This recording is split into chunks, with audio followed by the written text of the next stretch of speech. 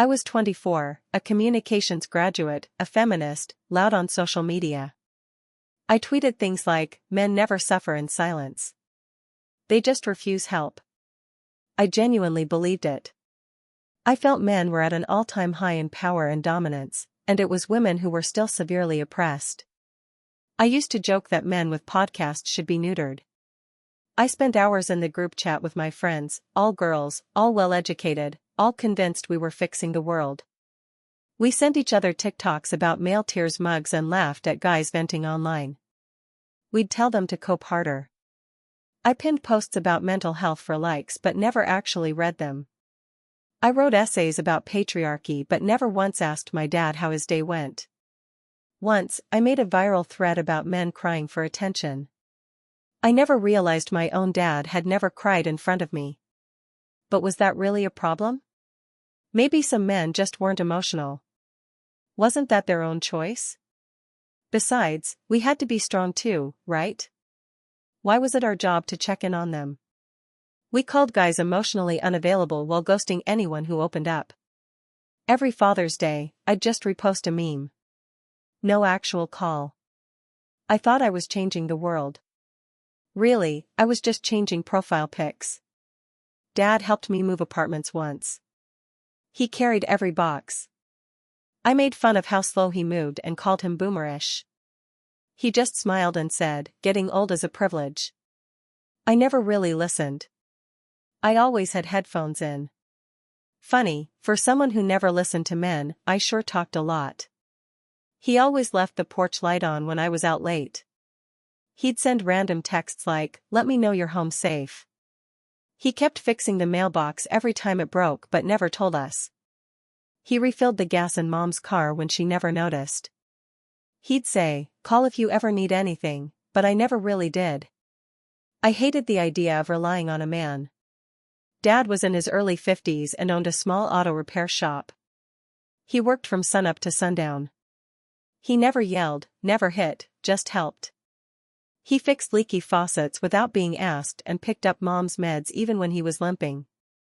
He'd say, "You good, sweetheart," when I walked through the door. Boring, nice, probably had no secrets. We called him old-fashioned. I said, "He's just repressed like all boomer men." He laughed and said, "Maybe." He started getting quieter over the years. He missed family dinners and didn't crack dumb dad jokes anymore. Once, I caught him just staring at the backyard at 11 at night. Mom said he was just tired and to let him be. I said he needed therapy. Nobody pushed. He used to whistle while fixing cars. Now, whenever I visited the shop to collect stuff, he was really quiet. His old record player gathered dust in the corner. He offered to help with my taxes. I rolled my eyes. Sometimes I'd find him looking at old photos, just staring at them. He'd bring up his best friend from high school and say he was gone now. I scrolled Twitter while he talked, barely hearing him. Once, he left the house without his wallet and had to come back. Mom joked, "You losing your mind?" We all laughed. He faked a smile. I saw him donate to some charity for men's health. I teased him and said, "Wow, finally caring about something." He shrugged and said, "Figured someone should." He cooked dinner one night and forgot the salt. He apologized 10 times. We told him to stop being dramatic. He went quiet. I never once asked him if he was okay. I was too busy searching for my own struggles. Business started slowing down. More customers were going to big chains. Nobody wanted local shops anymore. He spent hours on Yelp reading bad reviews he couldn't reply to. He said times were changing and he had to adapt. I saw him Googling how to do digital marketing. He got frustrated. He had to lay off his last employee and did all the work himself. He came home with grease on his hands, shoulders sagging. Mom said, "Maybe you should sell the shop." He just nodded and said, "Thinking about it." I found the for sale sign hidden in the garage, but he never put it up.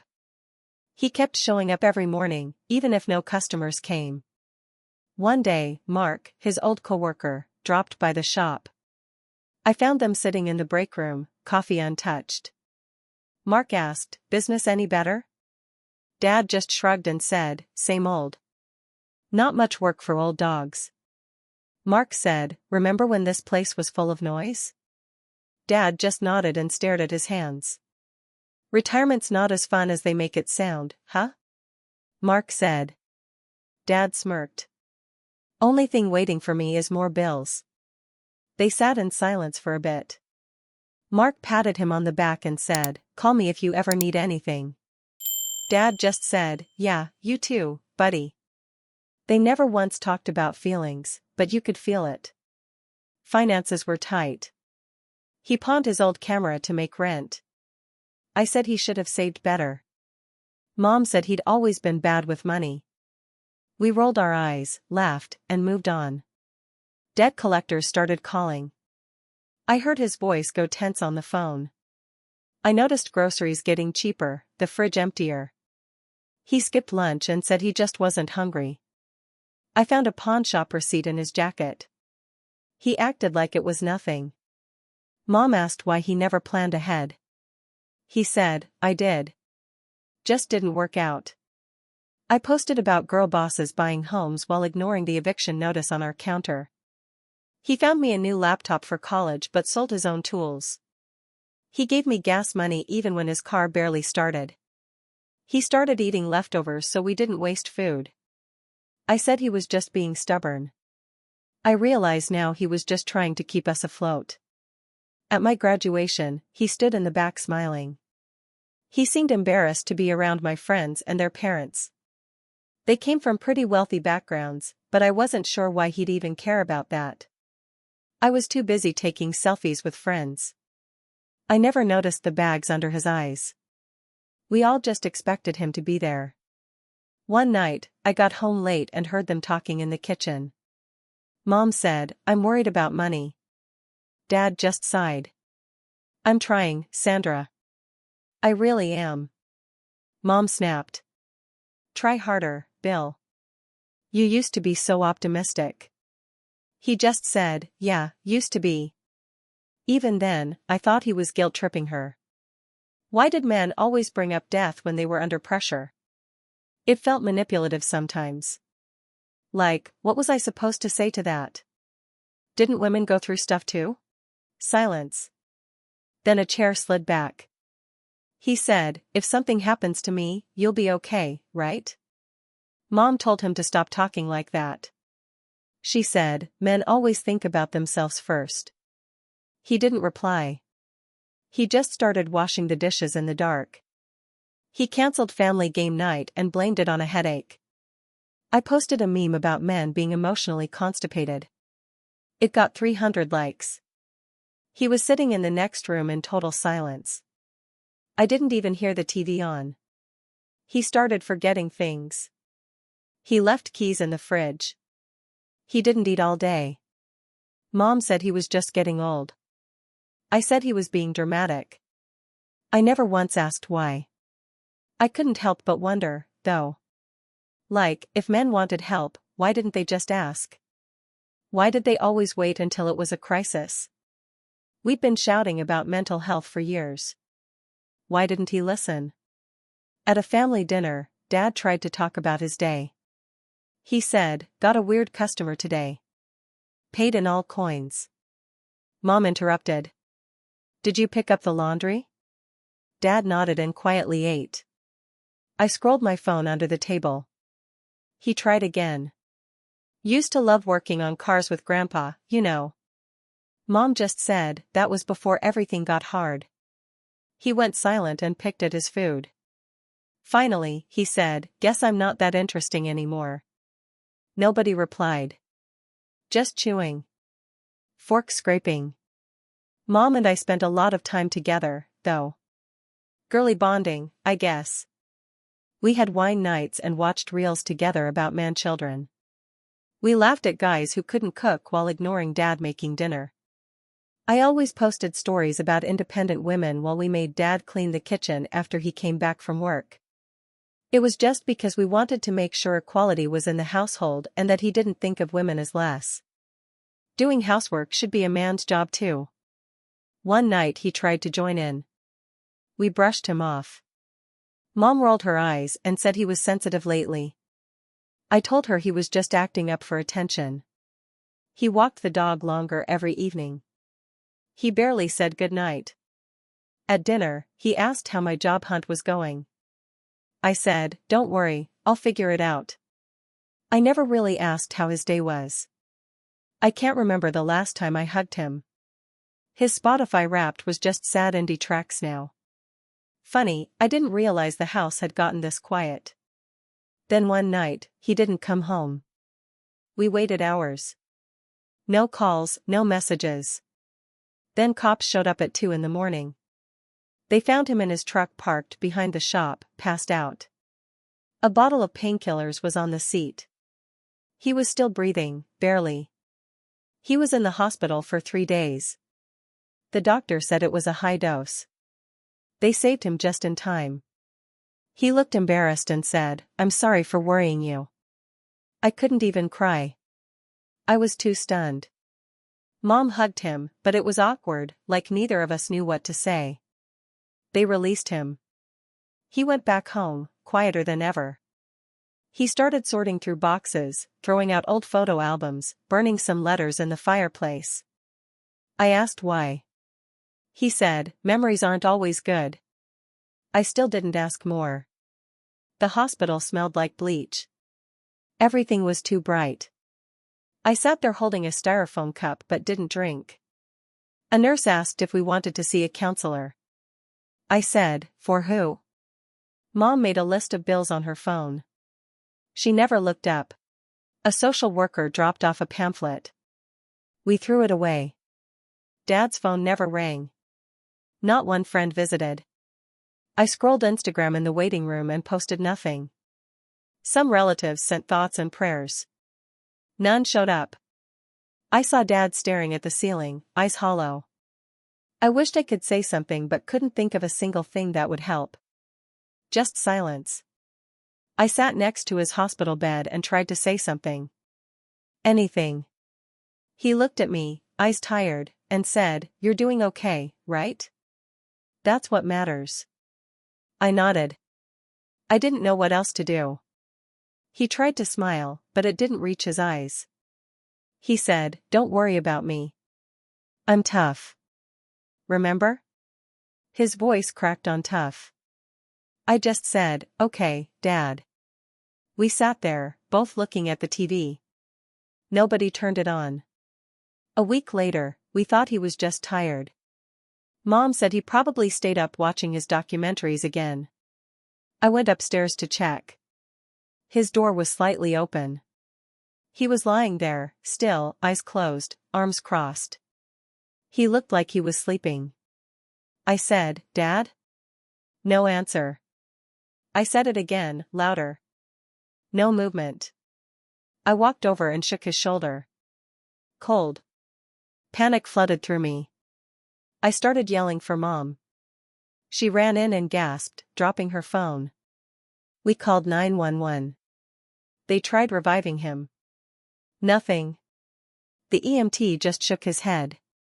Earlier that week, he'd given me his favorite mug and said, "For your new job, if you get one." He cleared out his closet and left my old soccer jersey on my bed. He fixed Mom's sink without being asked and left the toolbox out. He emailed his friend Mark a thank you. He never told us. The last thing he did was write a sticky note, "Don't forget to eat." The dog sat by his door whining. The house felt emptier, but I didn't know why. Every sign was there. None of us looked. Uncle Rick came by a week after. He sat with me on the porch. After a long silence, he said, "Your dad called me a few months back." He paused and looked down. Told me he felt like he was running out of road. I asked what he said back. He shrugged. Told him to man up. That's what we always say. He was quiet, his voice shaking. Wish I'd told him it was okay to be tired. I'd never seen Uncle Rick cry before. Now he wouldn't stop. We stood there frozen. No sirens now, just the sound of the clock in the hallway. Mom finally spoke. she said, what about the mortgage? I blinked. What? She said, the bills, the car, the credit card. What happens now? The EMT was still in the room. Dad's body was still warm. And she was doing math. My chest caved in. I realized he was only loved for what he could provide. Once that was gone, so was the grace. The EMT asked about medical history. I couldn't remember a thing. A police officer stood in the hall writing on his pad, looking bored. My hands shook so bad I dropped my phone. The dog wouldn't leave his side, kept pawing at him. I looked at the family photos and realized he was missing in half of them. He was always the one behind the camera. Neighbors brought casseroles. Nobody actually came in. Mom called her sister and said, I'll figure something out. I sat on the steps and stared at the spot where his boots used to be. I remembered being a kid and thinking he'd never leave. Now it was just silence and bills. The clock kept ticking. Nobody asked how I was feeling. They said we'd need to do an autopsy. I wanted to scream, but I just stood there, numb. He looked peaceful, but he was gone. Mom didn't say anything. She just sat there for hours. I finally read his journal. Pages about how invisible he felt. He wrote that he didn't want to be a burden. He wrote that men don't get to ask for help. They just hold it. The results came back. It turned out he'd overdosed. Quiet, calculated, not an accident. The doctor called it a deliberate mixture. Not one bottle, multiple. He said it would have taken time to plan. Dad didn't forget. He chose. Mom went quiet, then said, so he didn't even want to say goodbye. I didn't respond because that wasn't the point. He said goodbye 1,000 times. We just didn't hear it. The funeral was small, mostly old coworkers. His best friend Mark said, he was the gentlest guy I knew. Once fixed my brakes at 2 in the morning in the rain. Another guy said, he gave me rent money when I was short. We never knew. He just did things for people and never mentioned it. Some old guys stayed after everyone left. One of them, Joe, pulled me aside and said, your dad used to give me rides home when my wife left me. Never once judged, just listened. Another guy, Tom, said, he paid my electric bill last winter. Told me not to tell anyone. They started telling stories one after another. None of them were about sports or politics. All just quiet acts of kindness. They never talked about their own pain. Just shared cigarettes in the cold. One said, we all thought he was the strongest. Maybe that's why none of us asked. I sat with his friends after the wake and asked why none of them spoke up. Mark said, because when we do, no one listens. He added, we're just supposed to take it. I thought about all the times I joked about men being weak. About how I dismissed him, how Mom did too. How we only noticed after he vanished. How many others were walking around like him, quiet, kind, dying slowly with no one asking. I deleted all my tweets and replaced them with one, my father died from silence, from strength, from no one caring until it was too late. Men don't have it easy. They just die quietly. Some followers unfollowed. Some called me out for hating on men before but switching up when it was someone I loved. I didn't reply. I just sat in his old truck, smelled the faint engine grease, looked at his empty seat, and realized men don't need sympathy. They just need space to exist without being ridiculed. The bank called about a late payment. No, sorry for your loss. The church sent a flyer for a women's grief group. Nothing for men. A neighbor said, men are strong. He'll be fine, after the first attempt. Every support group was for someone else, never for guys like him. The community posted a photo of him with thanks for your service. That was it. I was wrong, and he paid for it with his life. I spent hours scrolling through our old texts, all from him. I never replied to half. I found an old voicemail. He said, just wanted to hear your voice. I broke down and replayed it 10 times. I tried talking to my friends about it. They changed the subject. The group chat turned dead silent. Nobody knew what to say. I posted about grief and got 2 likes. One troll called him weak. I saw a DM from a guy, my dad died the same way. Nobody cared. I'd never felt so alone in a crowd. I messaged the group chat and said, I miss my dad. Honestly, men need more help. One girl said, sorry for your loss, but men are still privileged.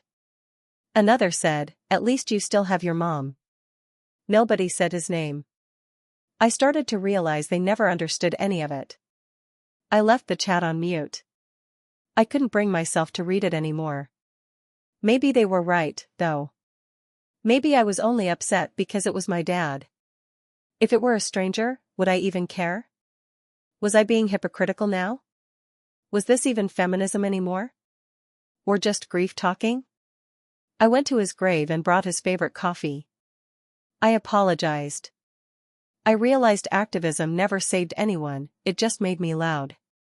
I walked past the shop and saw his old hat hanging on the wall. I thought about all the men are trash jokes. I wished I could take them back.